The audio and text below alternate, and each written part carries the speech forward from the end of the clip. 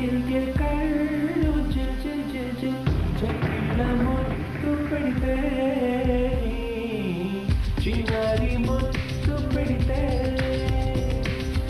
ఎంత చక్కిల్ గిల్గిల్ కళ్ళు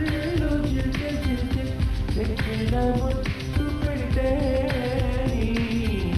చిన్నారి ముత్తు పెడితే